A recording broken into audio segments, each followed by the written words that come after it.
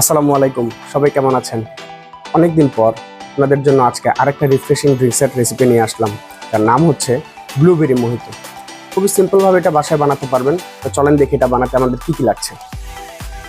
এর জন্য আমার লাগবে লেবু টুকরো, কিছু পুদিনা পাতা, লাগবে হচ্ছে আমাদের মোহিতো সিরাপ, এবং যেহেতু এটা ব্লুবেরি মোহিতো এর জন্য আমার লাগবে কিছুটা ব্লুবেরি সিরাপ। আপনারা চাইলে বাসায় থাকা ফ্রেশ ব্লুবেরি দিয়েও এটা করতে পারেন। তো চলেন শুরু করি। প্রথমে একটি গ্লাসের মধ্যে লেবু এবং পুদিনা পাতা নিয়ে নিলাম।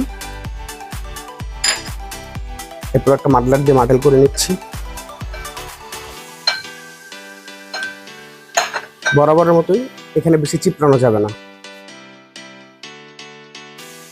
এরপর দিয়ে দিচ্ছি প্রায় 20 ml মানে 20 ml এর মতো মোহিতো সিরাপ।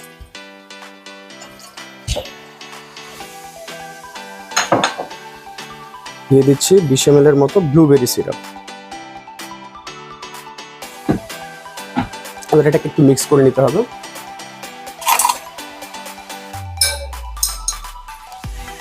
এই পর্যায়ে আমি কিছুটা লেমন দিয়ে দিচ্ছি। আপনারা চাইলে এখানে স্প্রাইট অথবা অন্য যে কোনো ধরনের সোডাও ব্যবহার করতে পারেন, আপনাদের ইচ্ছা। কিছুটা মিক্স করে নিচ্ছি। এবার দিয়ে দিব বেশ খানিকটা বরফ।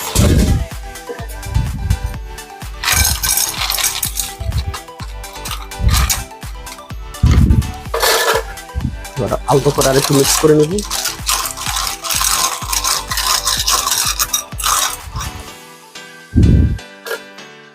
এবার সফট ড্রিঙ্কস দিয়ে গ্লাসটা পূর্ণ করে নিলে হয়ে যাবে আমাদের ব্লুবেরি মোহিতো।